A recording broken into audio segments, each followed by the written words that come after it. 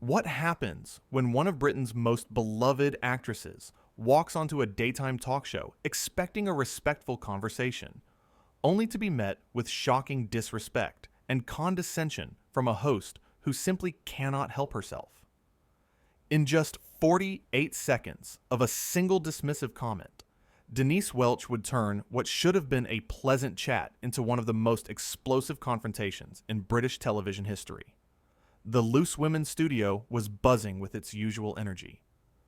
Judi Dench had been invited to discuss her latest project, a passion piece about Shakespeare that she had been developing for years. The audience was thrilled. After all, this was Dame Judi Dench, a national treasure, an actress whose career had spanned decades and whose talent was beyond question. Sitting on the panel that day were Denise Welch, Kay Adams, Nadia Sawalha, and Jane Moore. The lights were bright, the cameras were rolling, and everything seemed set for a lovely conversation. Judy walked out to massive applause, her smile warm and genuine, as she took her seat next to the panel. Denise jumped right in. "So, Judy, you are here to talk about your Shakespeare project. I have to say, I am curious why you think we need another Shakespeare adaptation when there are so many modern stories that deserve attention." The question hung in the air. It was not exactly hostile, but there was something in Denise's tone that felt pointed. Judy, ever the professional, smiled politely. "Well, Shakespeare is timeless," Judy began. "His stories speak to the human condition in ways that transcend any particular era. I believe there is always room for new interpretations that can help younger generations connect with these incredible works." Denise leaned back in her chair, her expression shifting into something that looked almost like skepticism. "Right, but do young people actually care about Shakespeare? I mean, let's be honest, it is all Old English and flowery language. Most people can barely understand it." Kay Adams shifted uncomfortably in her seat. "I think what Judy is saying is that the themes are universal," she interjected, clearly trying to smooth things over. But Denise was not finished. "I just think it is interesting that someone of your generation keeps pushing these old stories when the world has moved on. Do you not think you are a bit out of touch?" The audience gasped. You could feel the tension ripple through the studio. Judy's smile faded slightly, but she maintained her composure. "Out of touch?" Judy repeated, her voice steady, but with an edge that had not been there before. "I don't think wanting to share great literature makes anyone out of touch. In fact, I would argue that dismissing centuries of artistic achievement because it is old is rather short-sighted." Nadia Sawalha jumped in quickly. "Judy, I think your work is incredible, and I, for one, would love to hear more about what drew you to this particular project." Judy turned to Nadia gratefully. "Thank you, Nadia. What drew me to this was the opportunity to explore these characters in a way that feels fresh and relevant. Shakespeare wrote about love, betrayal, ambition, jealousy, all the things we still experience today." "But do we need you to tell us that?" Denise interrupted, her voice dripping with condescension.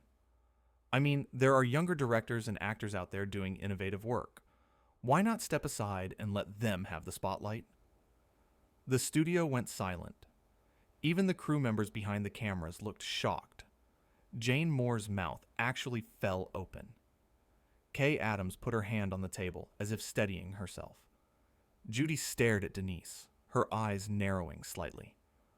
"I beg your pardon?" "You heard me," Denise continued, leaning forward. "I'm just wondering if maybe, just maybe, you are holding on a bit too tight to something that younger people could do better.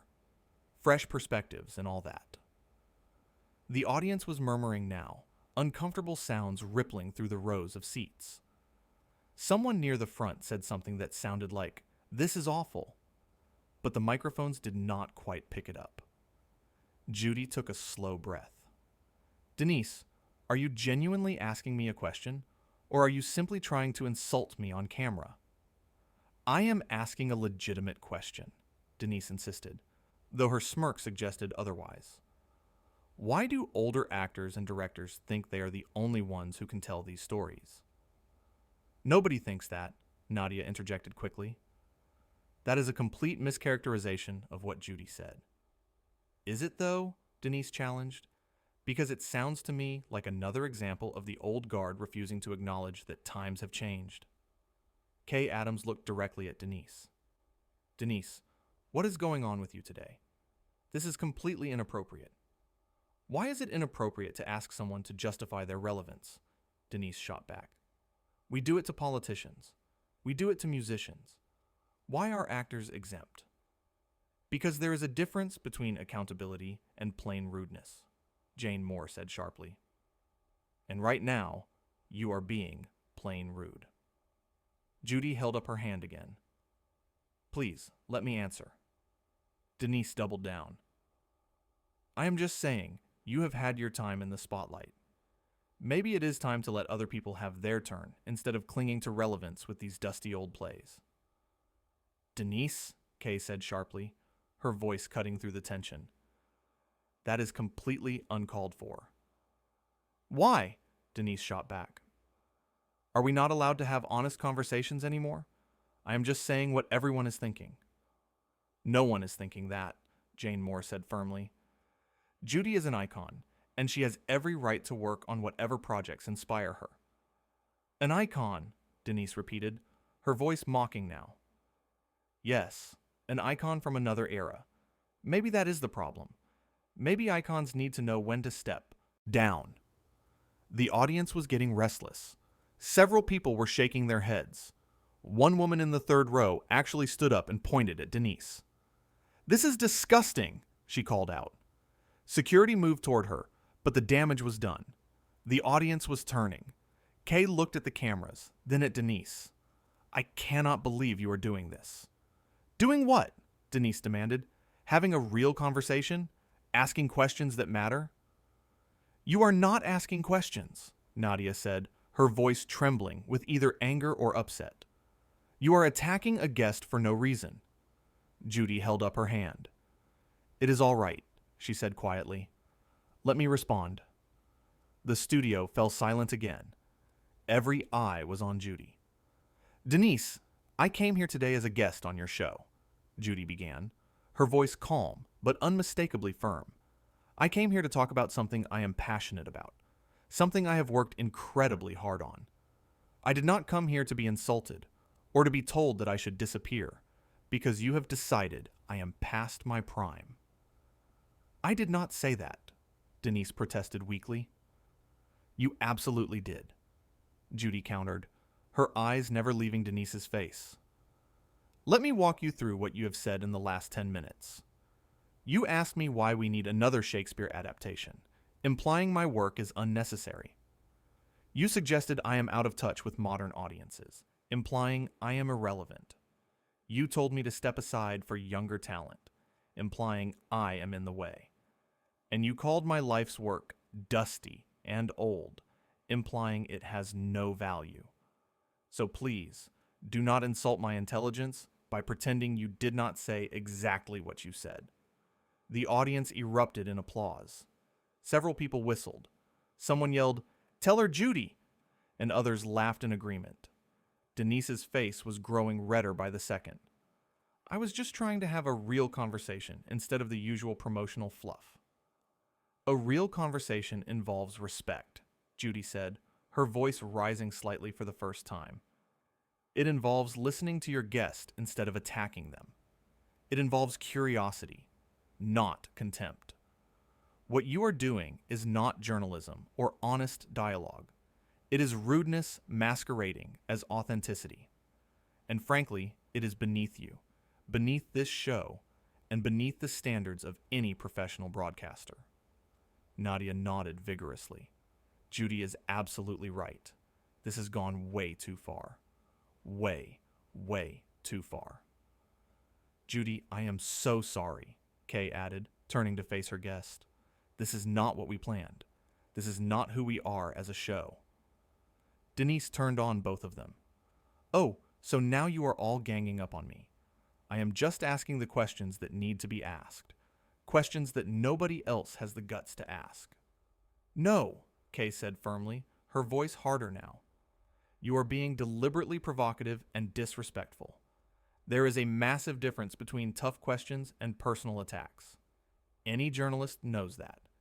Any decent human being knows that. Personal attacks? Denise laughed, but there was no humor in it. I'm asking about her career choices? How is that personal? You told her to retire, Jane Moore said, her tone icy. You called her work irrelevant. You questioned her right to continue working. How is that not personal? Denise stood up suddenly, her chair scraping loudly against the floor. I cannot believe this. I am the one being attacked now for doing my job, for asking difficult questions, for not just sitting here and lobbing softballs. Your job is to interview guests, not to insult them, Jane Moore said coldly. There is a distinction that you seem completely unable to grasp. Oh, please, Denise spat out. Judy can handle a few tough questions.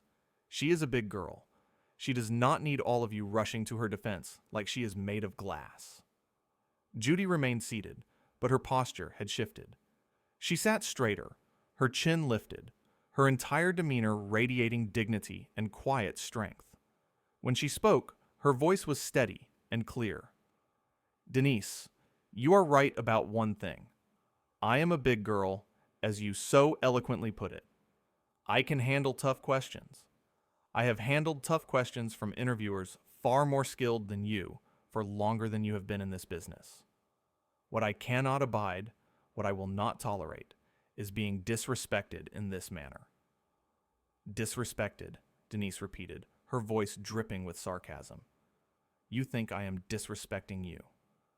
Denise, I have worked with directors, actors, and crew members from all over the world, Judy said, her voice measured and controlled. I have been directed by legends and worked alongside newcomers. I have collaborated with people who challenged me, who pushed me, who questioned my choices, and made me better. I have never, in all my years, encountered someone so determined to tear down a guest on their own show. It is not just baffling, it is sad. Because somewhere underneath all this hostility, I suspect there is an insecure person who thinks the only way to be interesting is to be cruel. The audience gasped collectively. Nadia covered her mouth with her hand. Kay looked like she might cry. Now wait just a minute, Denise started, but Judy held up her hand. No, you have had your say. Now it is my turn. You wanted a real conversation, so let us have one. You asked me why I think we need another Shakespeare adaptation. Let me tell you. We need it because every generation deserves the chance to discover these stories in their own way. We need it because art is not a competition where only the young get to participate. We need it because I have spent my entire life honing my craft, and I will be damned if I let someone like you tell me I should stop simply because you think I have had enough. Maybe if you were not so precious about criticism, you could handle a tough question, Denise snapped, but her voice had lost some of its earlier confidence. Criticism is one thing, Judy replied evenly, leaning forward slightly. What you are doing is something else entirely. You are not critiquing my work. You have not asked me a single substantive question about the project itself. You have not inquired about my interpretation, my casting choices, my directorial vision. You are attacking me personally. You are questioning my age, my relevance, my right to continue working. And for what? To make yourself feel important. To create a moment for the cameras. To prove to someone, perhaps yourself, that you are edgy and unafraid. I don't need to prove anything, Denise said, but she shifted uncomfortably in her seat. Then why are you trying so hard? Judy asked, her voice almost gentle now, which somehow made it more devastating. Why are you so invested in tearing me down? What do you gain from it? The audience erupted in applause. Several people stood up. The energy in the room had completely shifted. What had started as support for Judy was now turning into something bigger, a collective rejection of what Denise was doing. Denise looked around, wildly, clearly realizing she was losing control. This is ridiculous. I am being vilified for asking difficult questions. You are being called out for being rude, Kay corrected. There is a difference, Denise, and you know it.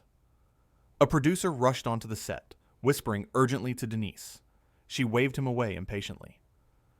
Judy, maybe we should move on to another topic, Nadia suggested gently. But Judy shook her head. No, I think we need to finish this conversation. Denise clearly has more she wants to say. Denise sat back down slowly, her expression defiant. Fine. You want me to say it plainly? I think your Shakespeare project is a vanity project. I think you are doing it because you cannot let go of the past. And I think it is sad that someone of your stature is still trying to prove something instead of enjoying retirement. The gasps from the audience were audible this time. Kay Adams put her head in her hands. Jane Moore stood up, as if ready to physically intervene. Nadia looked like she wanted to disappear into her chair. Judy remained perfectly still for a moment. When she spoke, her voice was dangerously quiet. A vanity project. That is what you think this is. Yes, Denise said, seeming to gain confidence from Judy's quietness. A vanity project. An ego trip. A desperate grasp at relevance. And retirement, Judy continued, still in that same quiet voice. You think I should be in retirement? Most people your age are, Denise said with a shrug. It is not an insult. It is just a fact. Judy smiled, but it was not a warm smile. It was the smile of someone who had just made a decision. It was the smile of someone who had reached their limit and was about to make that abundantly clear. Retirement, Judy said slowly, each syllable pronounced with perfect clarity. You think I should retire? That is fascinating. Tell me, Denise, have you ever considered that perhaps the reason you are so eager for me to disappear is because my presence reminds you of what real talent and dedication look like? That perhaps seeing someone who has achieved what I have achieved makes you uncomfortable because it highlights what you have not? The audience roared. Several people jumped to their feet, applauding wildly. Denise's face went from red to purple. How dare you? How dare I? Judy's voice was incredulous now, rising for the second time. How dare I what? Defend myself against your baseless attacks? Stand up for my work? Refuse to be bullied on national television? Or are you upset because I finally said out loud what everyone in this studio has been thinking for the last 20 minutes? I am not bullying you, Denise shouted, her composure finally cracking completely. Then what would you call this? Judy demanded, her voice matching Denise's volume now. Because from where I am sitting, you have spent the last several minutes trying to diminish my accomplishments, question my relevance, and suggest that I should simply fade away. You have insulted my work, mocked my passion, and dismissed my entire career as if it means nothing. If that is not bullying, I don't know what is. Kay stood up, her hands raised as if trying to physically stop the confrontation. I think we need to take a break, right now. No, Judy said firmly, not taking her eyes off Denise. No breaks. If Denise wants to have this conversation, if she wants to air all of this out in front of the cameras and the audience, then we are going to have it right here, right now. No running away. No commercial breaks. No pretending this did not happen. Denise looked trapped. The cameras were still rolling. The audience was fully on Judy's side. Her fellow panelists were clearly mortified, and Judy herself was not backing down. I am just being honest, Denise said, her voice quieter now, but still defensive. I am being honest about what I think, about what a lot of people think. Honesty without kindness is cruelty, Judy replied, her voice returning to its earlier calmness, though the steel underneath was unmistakable. My mother taught me that when I was a child. It is a lesson you might benefit from learning. You can be truthful without being hurtful. You can ask difficult questions without being disrespectful. You can challenge someone without attempting to destroy them. These are not complicated concepts, Denise. They are basic human decency. Now you are calling me cruel? Denise's voice had a note of genuine hurt in it now, as if she was only just realizing how far things had gone. I am saying your behavior has been cruel. Yes, Judy clarified, her tone almost professorial now. Whether that reflects who you are as a person, or simply how you are choosing to act today, I cannot say. I do not know you well enough to make that judgment, but the effect is the same. Your words have been designed to wound, to belittle, to humiliate, and they have succeeded in doing exactly that, though perhaps not in the way you intended. Nadia reached over and touched Judy's arm. Judy, you have been so gracious. More gracious than most people would be in this situation. Judy patted Nadia's hand. Thank you, dear. But I think it is important that I say what needs to be said. Because if I walk away from this without standing up for myself, then I am complicit in allowing this kind of behavior to continue. Jane Moore nodded emphatically. You are absolutely right. This cannot become normal. Denise threw her hands up. So I am the villain now? All of you are going to sit there and pretend that I am the problem? You are the problem, Kay said bluntly. In this moment, with this guest, you are absolutely the problem. The producer was back, this time more insistent. He was gesturing urgently toward the exit. Another staff member had appeared, standing nervously at the edge of the set. Denise ignored them. Judy, I am sorry you cannot handle a challenging interview. This has nothing to do with handling a challenge, Judy said, her patience clearly wearing thin. This has to do with basic respect, something you seem incapable of showing. I show respect to people who deserve it. The words hung in the air like a bomb. For a moment, no one moved. No one spoke. The audience seemed to be collectively holding its breath. Then Judy stood up. Slowly, deliberately, she reached for the microphone clipped to her jacket and carefully removed it. She placed it gently on the table in front of her. I have been in this business for longer than most of you have been alive, she said, her voice quiet but carrying to every corner of the studio. I have worked through sexism, ageism, and every other form of discrimination you can imagine.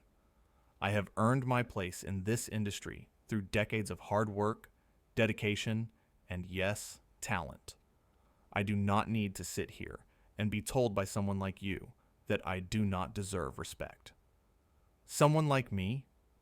Denise's voice was shrill now. Someone who uses their platform to tear others down instead of building them up, Judy clarified. Someone who mistakes cruelty for honesty and confrontation for courage. Someone who clearly has so little confidence in their own abilities that they feel the need to diminish everyone around them. The audience erupted again. This time the applause was deafening. Denise stood up too, her face a mask of fury. Get off my show.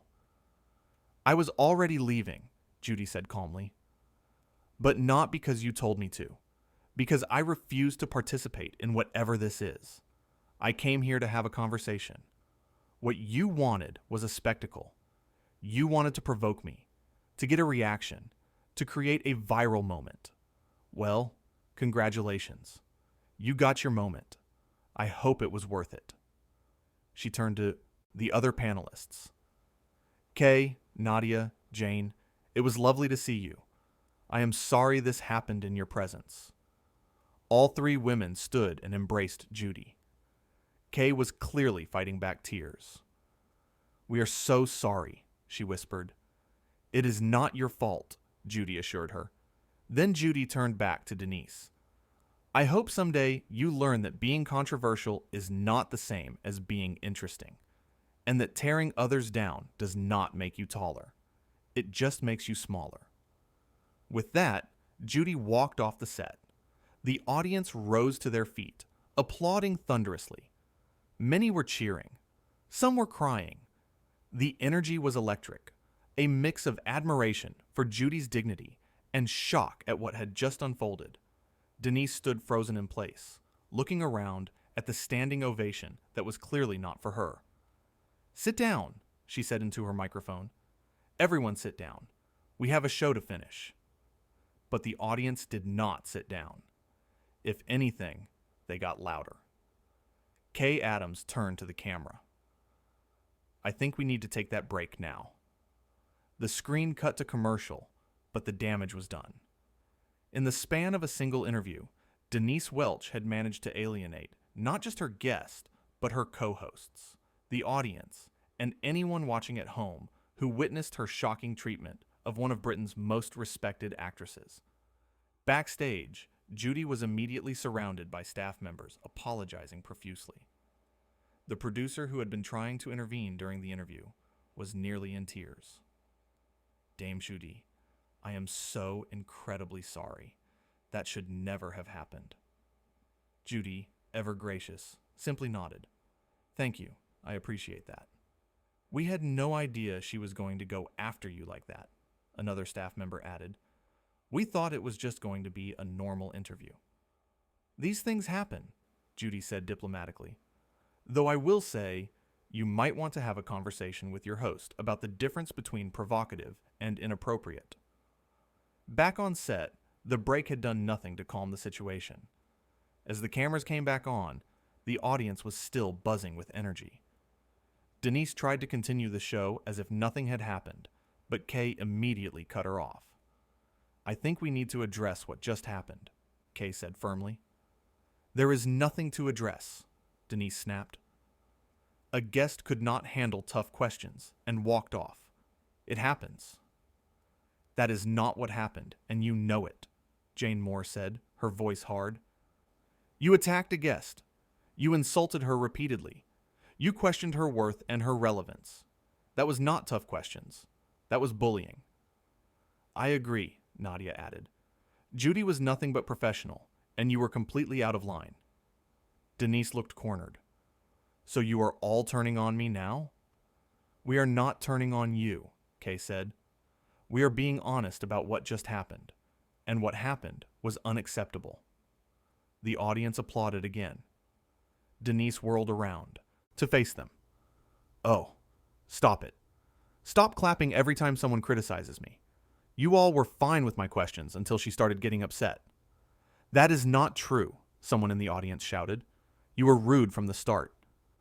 Several other audience members voiced their agreement. The show was spiraling completely out of control. "You know what?"